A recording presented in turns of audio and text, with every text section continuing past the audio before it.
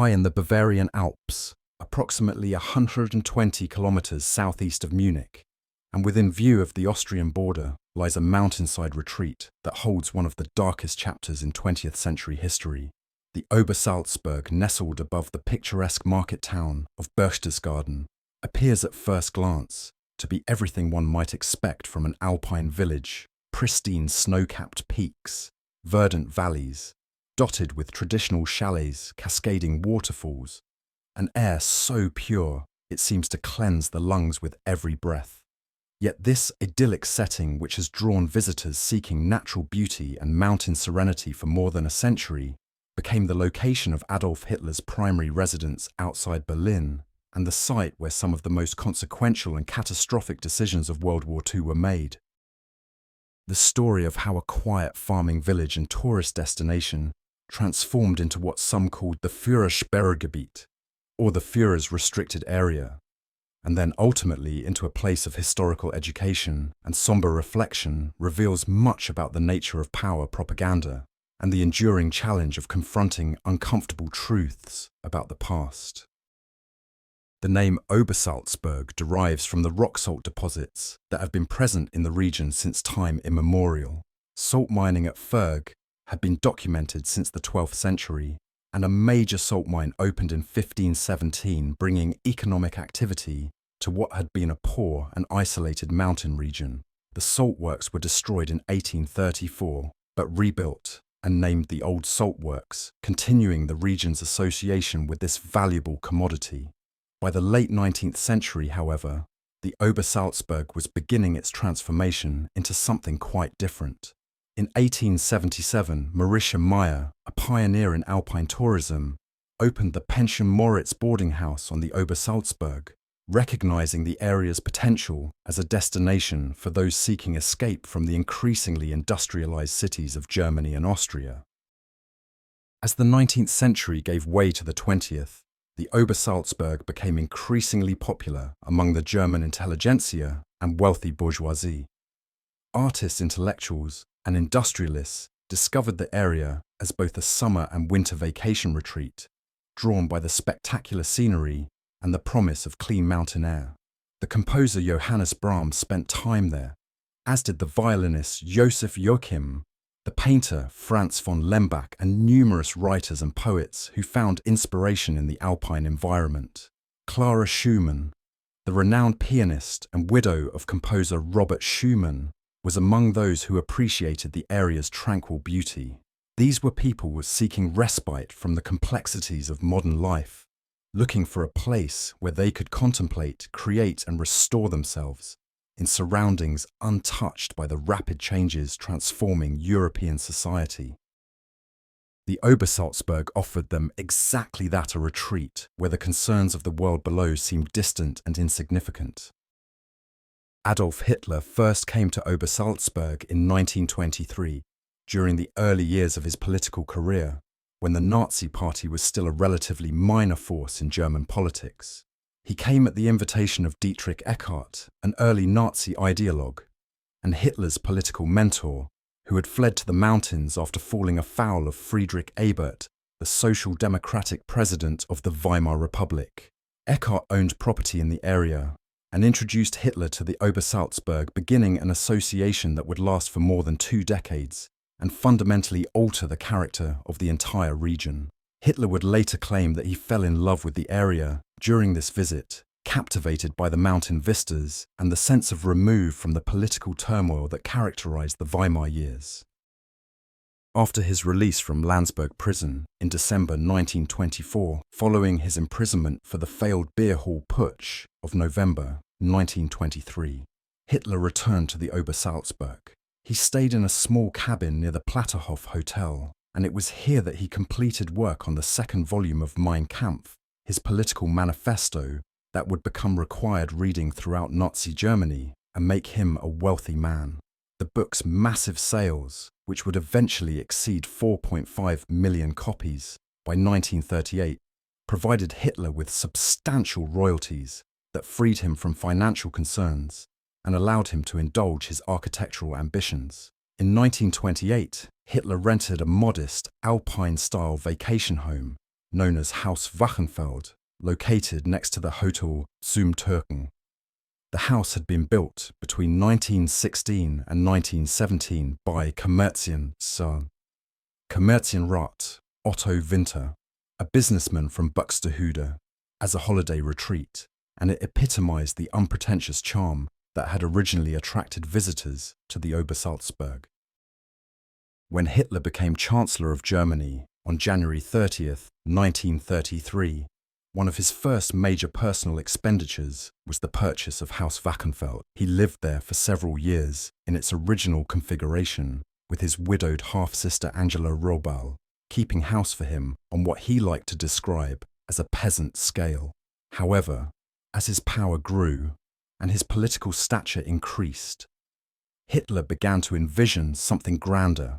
Beginning in 1933 and continuing through 1936, he undertook 3 major renovation campaigns that would transform the modest chalet into an imposing landhouse, befitting the leader of what was rapidly becoming one of Europe's most powerful nations.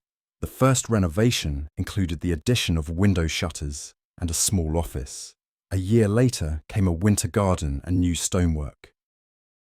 The final and most extensive renovation took place in 1935 and 1936, overseen by architect Alois Degano, when the house was expanded dramatically with a series of extensions, the addition of a bowling alley in the cellar, and most notably the installation of a massive picture window measuring approximately 17 by 25 feet that could be mechanically lowered into the floor, providing an unobstructed panoramic view of the Untersberg mountain and the Austrian Alps beyond. The renovated house, completed in 1936, was rechristened the Berghof, which translates literally as mountain farmstead but might be more accurately described as mountain court, given its function as an alternative seat of government. The transformation was remarkable. What had been a simple vacation cottage became a sprawling complex of more than 30 rooms, spread over multiple floors featuring a grand hall with ceilings that soared to create an impression of monumental scale.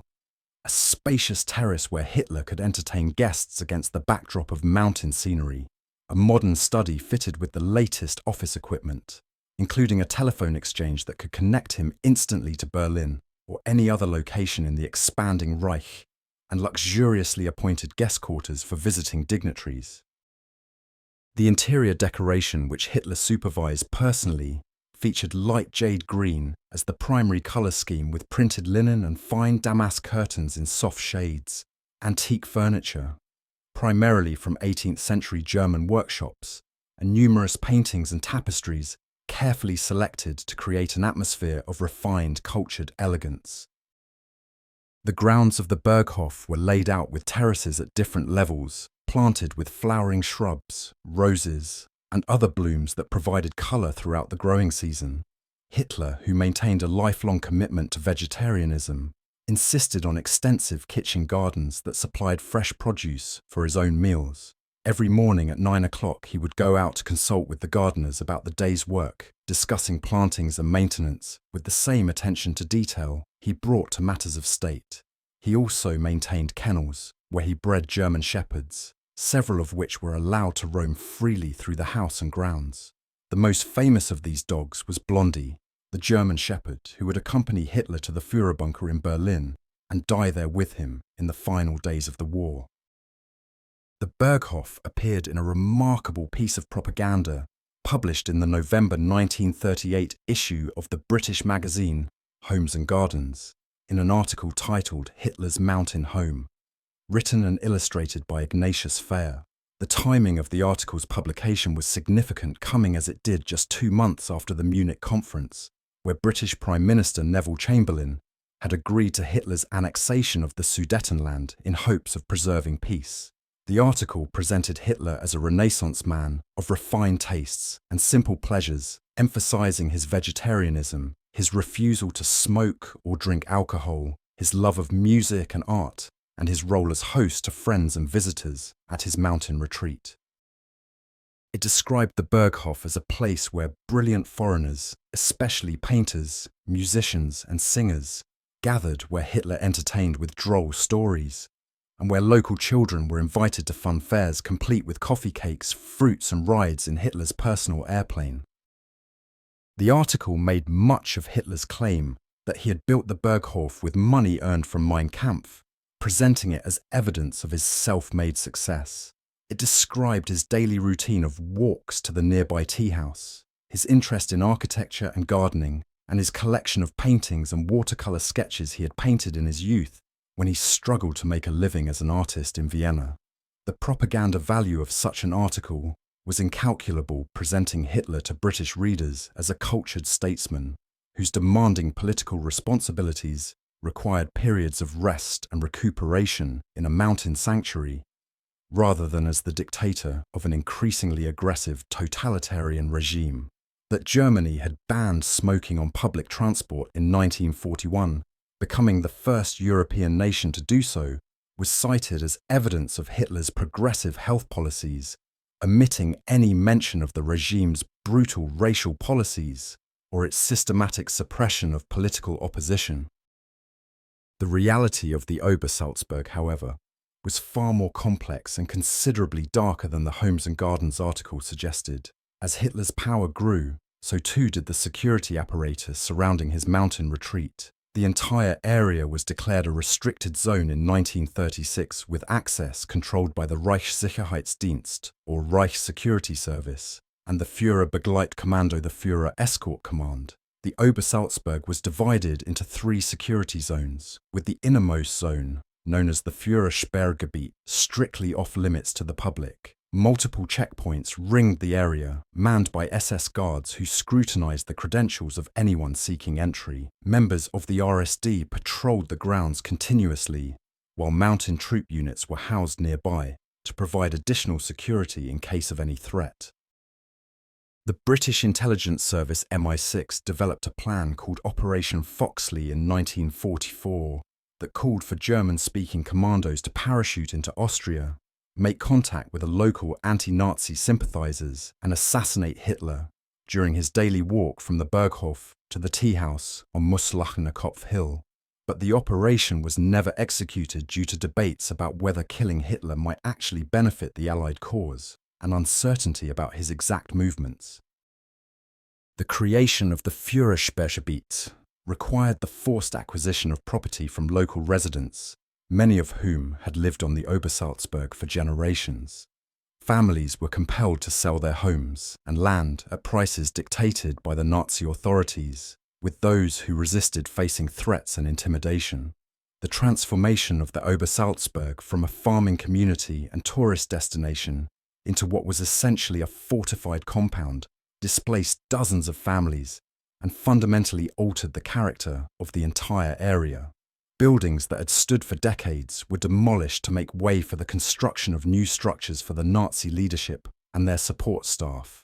Roads were widened and paved, new utility infrastructure was installed, and the entire mountainside was reconfigured to serve the needs and preferences of Hitler and his inner circle.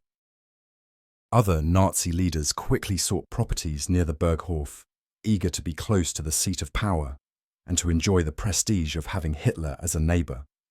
Hermann Goering, commander of the Luftwaffe and Hitler's designated successor, built an elaborate residence complete with a swimming pool and archery range, filling it with art and artifacts looted from across occupied Europe.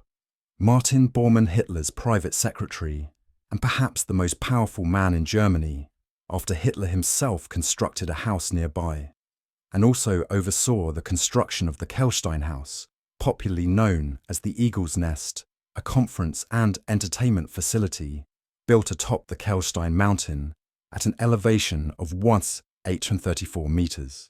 The Kelstein House was a remarkable engineering achievement accessed by a specially constructed road that wound up the mountainside, and then by a 124-meter tunnel carved through solid rock, leading to a brass-lined elevator that rose another 124 meters to the structure itself.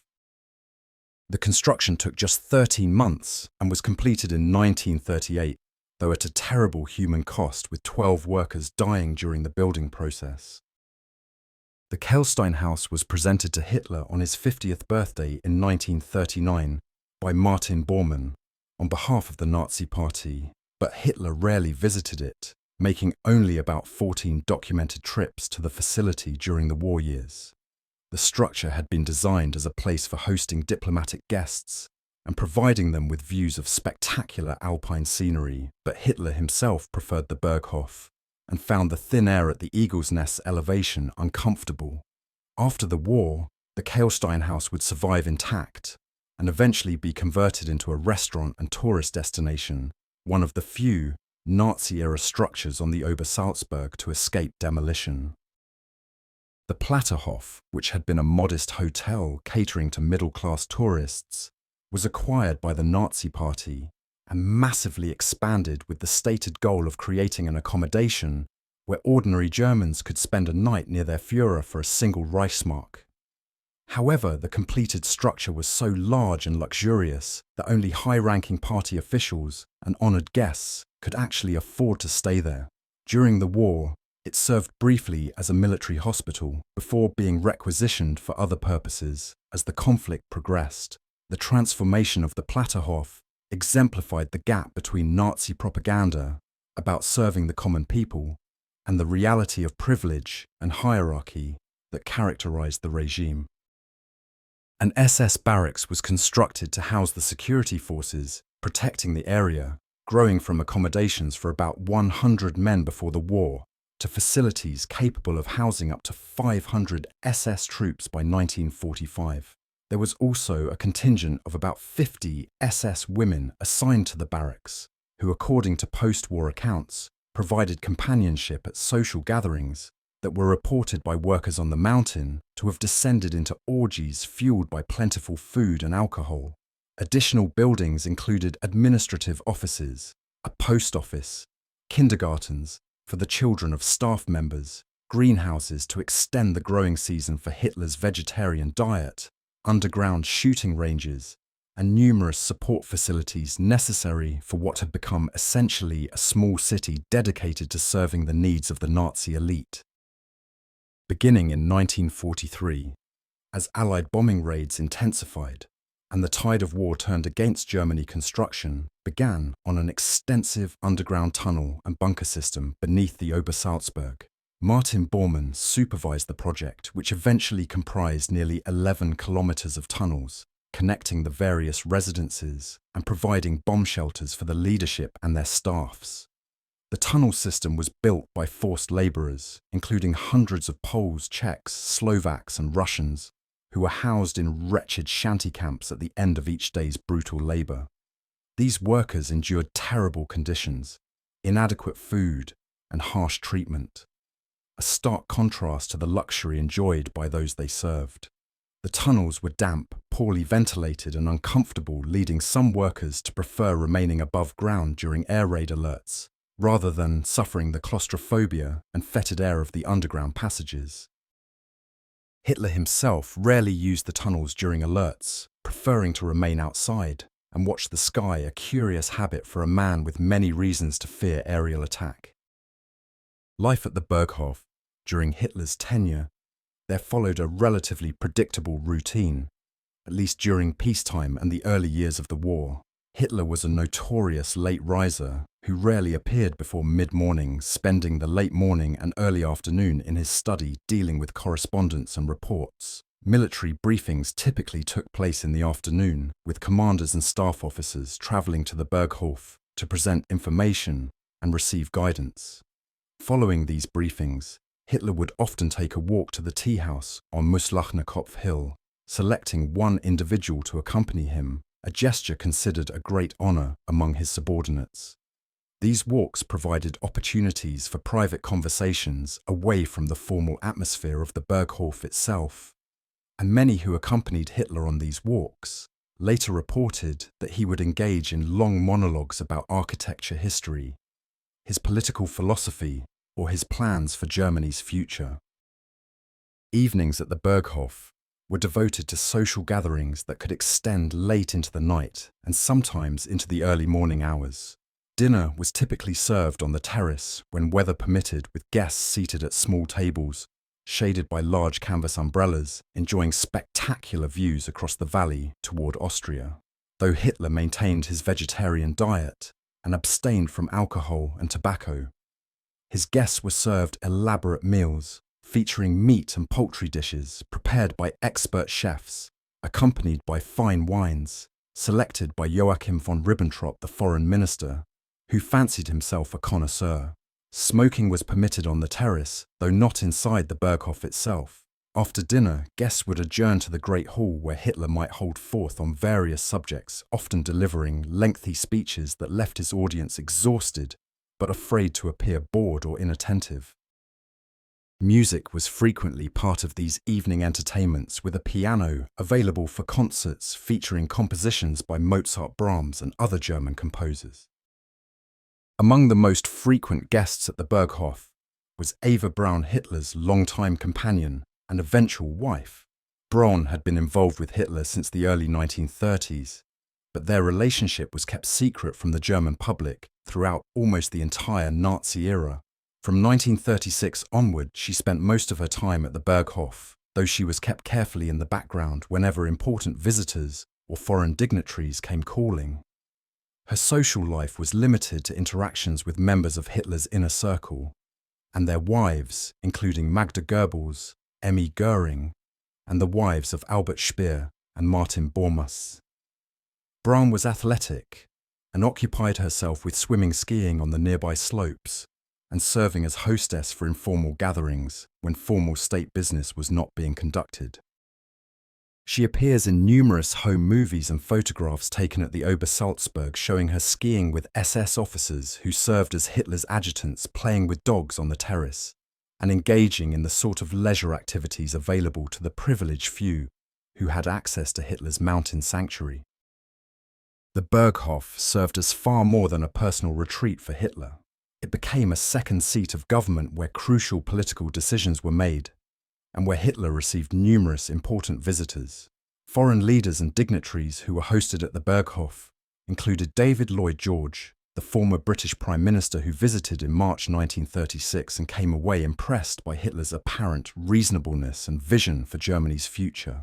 The Duke and Duchess of Windsor, the former King Edward VIII, and his American wife Wallis Simpson visited in October 1937, providing Hitler with a propaganda coup, as the presence of British royalty seemed to confer legitimacy on his regime. British Prime Minister Neville Chamberlain came to the Berghof in September 1938 for negotiations that would lead to the Munich Agreement and the dismemberment of Czechoslovakia. Benito Mussolini, Hitler's Italian ally, visited in January 1941 for discussions about the deteriorating military situation in North Africa and the Balkans. Kurt von Schuschnigg, the Austrian Chancellor, was summoned to the Berghof in February 1938 and subjected to hours of intimidation and threats that contributed to his eventual capitulation and the Anschluss that absorbed Austria into the German Reich. Hitler spent approximately one-third of his time as Führer at the Obersalzberg, making it the location where many of the decisions that would lead to World War II and the Holocaust were conceived and planned. The idyllic mountain setting with its spectacular vistas and pure Alpine air provided the backdrop for discussions about invasion plans, racial policy, and the systematic murder of millions. This profound disconnect between the beauty of the natural surroundings and the monstrosity of what was planned there represents one of the most disturbing aspects of the Obersalzberg's history.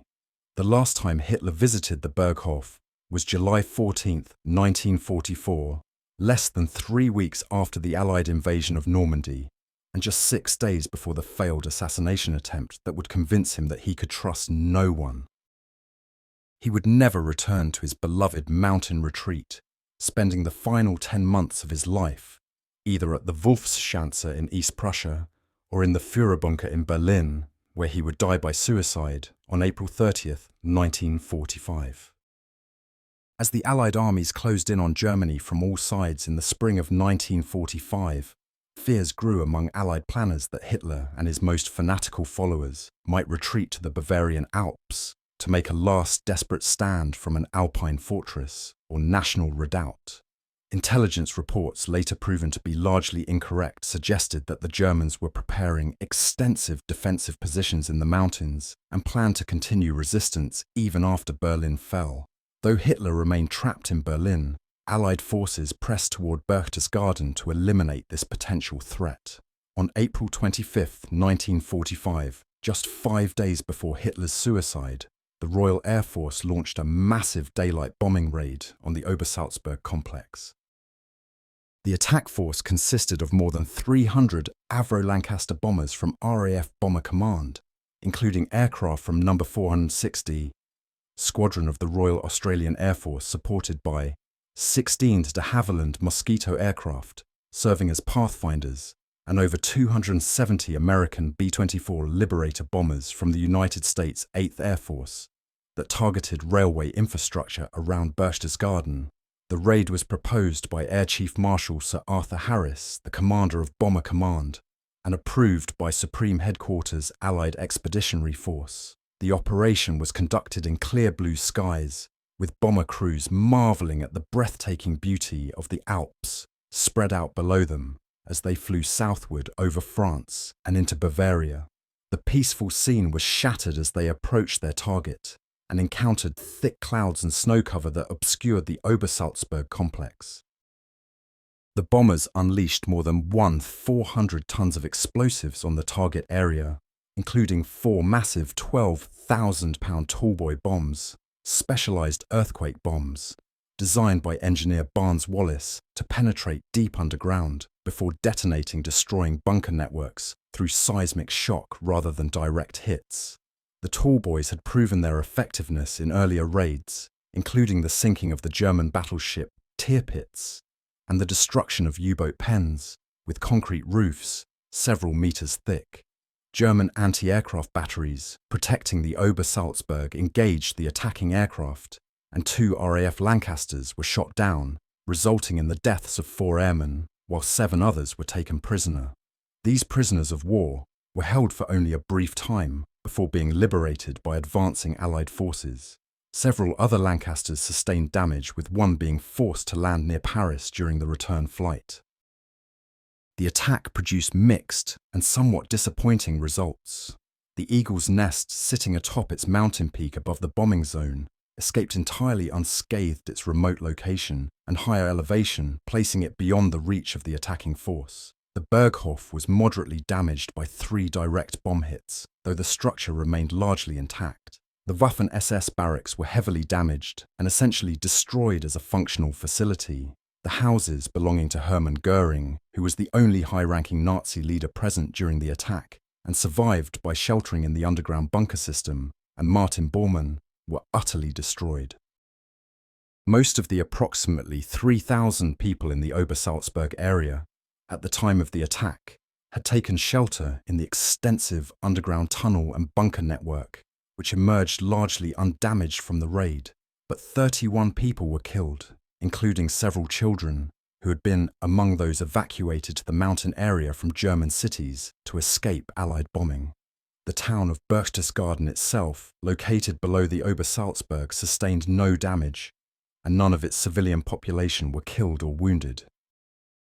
The SS troops who had been responsible for guarding the complex inflicted more damage than the RAF bombing raid had accomplished.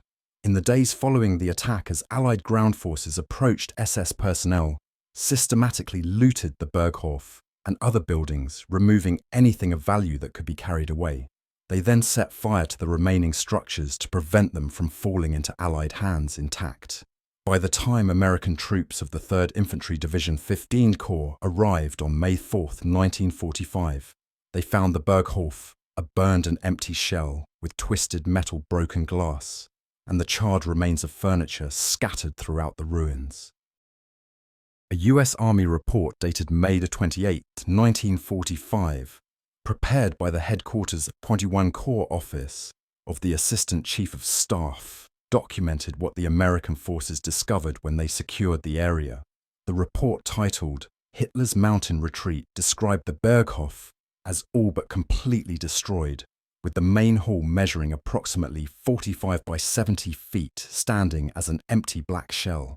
The massive picture window that Hitler had delighted in having himself photographed in front of lay scattered in innumerable broken and melted pieces of plate glass. The red marble fireplace mantel remained intact, but had turned white from the intense heat and was cracked and broken. The grates in the firebox were warped beyond recognition.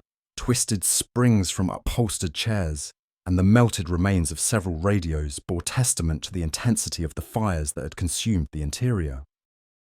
American troops exploring the upper floors found what had likely been Hitler's bedroom, identifiable only by its size, in a state of complete disarray. Surrounding rooms contained simple iron beds, twisted by heat into fantastic shapes. The left wing of the house, which had taken the brunt of the RAF attack, was reduced to dust brick and boards. The basement contained supply and storage rooms along with water boilers and other infrastructure equipment. A passageway led down a long flight of stairs to Hitler's shelter tunnel and the broader bunker network that connected to other buildings in the complex. The report highlighted the stark contrast between the extravagant lives enjoyed by the Nazi elite and the grim reality faced by those who laboured to support them, particularly noting the wretched shanty camps where foreign force labourers were housed after each day's brutal work on construction projects. Elements of the French 2nd Armoured Division were also in the area at the time, and there was some dispute about which Allied force had technically liberated Berchtesgaden first, though the ultimate responsibility for securing and administering the area fell to American forces. Soldiers from both armies explored the ruins, searched the tunnels, and liberated whatever wine cellars, art collections, and other valuables they could find.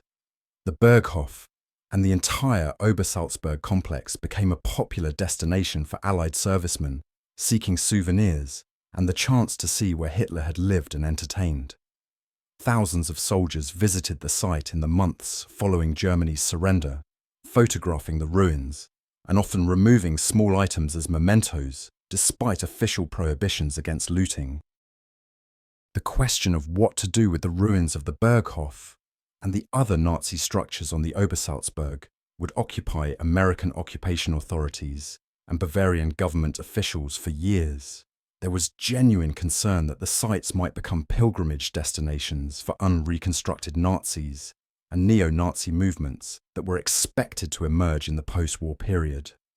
This fear was not unfounded, as other locations associated with Nazi history did indeed attract sympathizers and revisionists seeking to honor Hitler's memory or deny the crimes of the regime. After extensive discussions, an agreement was reached under which the Americans would return control of the Obersalzberg area to Bavarian authorities, who would take responsibility for preventing the sites from becoming neo-Nazi shrines.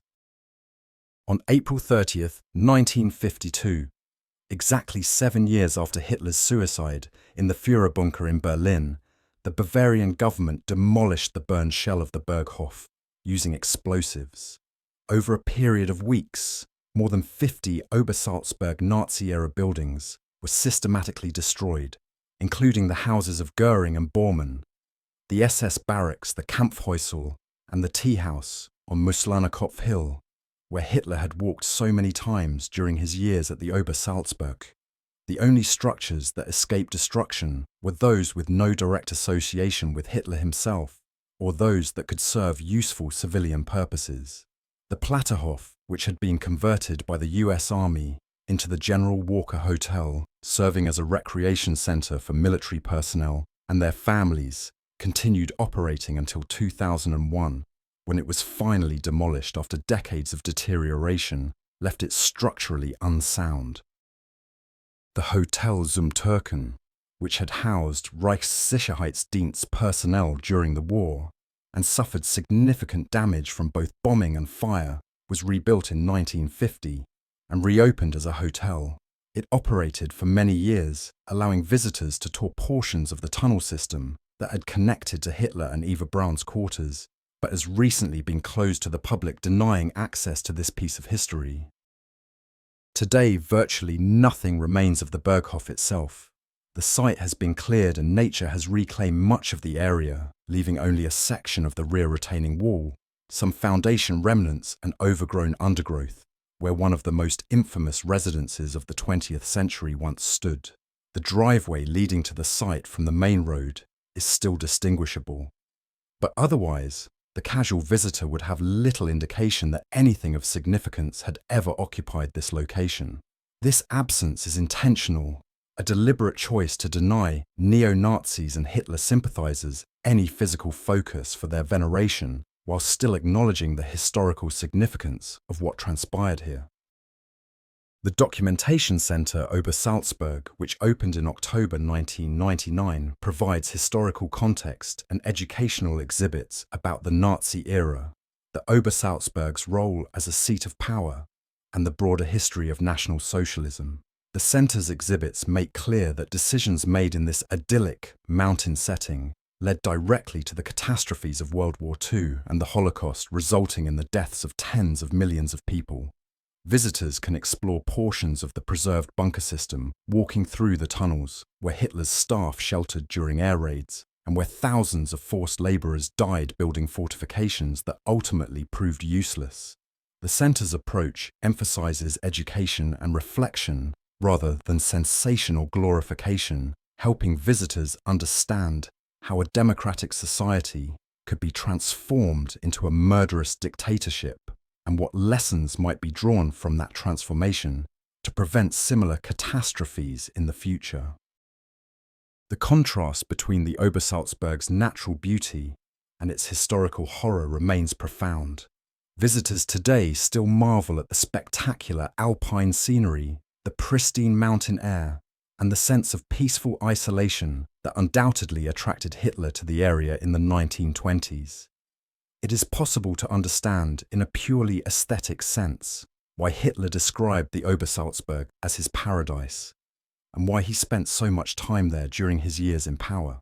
The region's allure is, as one contemporary observer noted, powerfully undeniable, regardless of who you are or what you believe yourself to be. Yet this natural beauty existed alongside and provided cover for some of the darkest planning and decision-making in human history, a juxtaposition that challenges easy categorization or comfortable interpretation. The story of the Berghof and the Obersalzberg serves as a reminder that evil does not always present itself in obviously sinister forms. The Homes and Gardens article from 1938, with its portrayal of Hitler as a cultured gentleman, relaxing in his mountain retreat, shows how propaganda could shape perceptions and obscure reality. The idyllic photographs of Eva Braun skiing and Hitler playing with his dogs of pleasant social gatherings on the terrace and musical evenings in the Great Hall reveal nothing of the monstrous ideology and murderous policies being discussed and implemented by those same people in those same locations. The disconnect between appearance and reality, between the beauty of the setting and the horror of what transpired there, makes the Obersalzberg perhaps more disturbing than locations where the evidence of Nazi crimes is more immediately visible. The Berghof's transformation from mountain farmhouse to Führer's residence, to burned ruin, to cleared site to place of historical education, mirrors Germany's own journey of confronting its Nazi past. The decision to destroy the physical remnants rather than preserve them represented a choice to prevent valorization, while the decision to establish the Documentation Center decades later represented a choice to confront rather than forget. This evolution reflects broader changes in how societies deal with difficult history, moving from attempts at erasure toward acknowledgement, education, and reflection. The Obersalzberg today stands as both a warning and a challenge. A warning about how ordinary places can become sites of extraordinary evil, and a challenge to visitors to learn from the past, rather than be seduced by its surface appearances. For those who make the journey to Berchtesgaden and the Obersalzberg today, the experience is meant to be sobering rather than entertaining. Standing at the site where the Berghof once dominated the mountainside, looking across the valley toward Austria, through the same views that Hitler contemplated, visitors are confronted with questions about power, responsibility, and the human capacity for both creation and destruction.